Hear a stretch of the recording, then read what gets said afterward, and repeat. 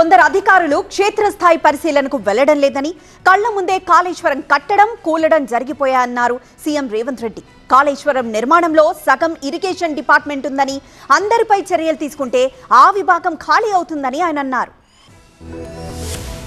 More than 100 years ఈ రోజు హైదరాబాద్ నగరానికి తాగడానికి నీళ్లు అందిస్తుందంటే మోక్షగుండం విశ్వేశ్వరయ్య మీకు ఆదర్శం కావాలన్నా. 1,00,000 కోట్ల రూపాయల ఖర్చు పెట్టి కట్టడం కూలడం జరిగిన కాళేశ్వరం ఇంజనీర్లు మీకు ఆదర్శంగా ఉండాలన్నా.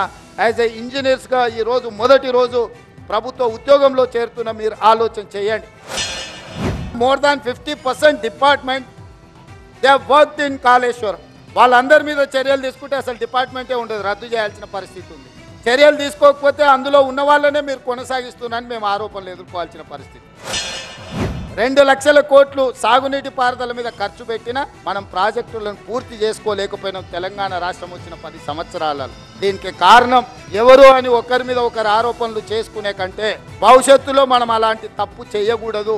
ఎలాంటి తప్పు చేయకూడదో గత 10 సంవత్సరాలలో మన కళ్ళ ముందల ప్రత్యక్ష సాక్షిగా కాళేశ్వరం లాంటి ప్రాజెక్టులు మన కళ్ళ ముందు ఉన్నాయి.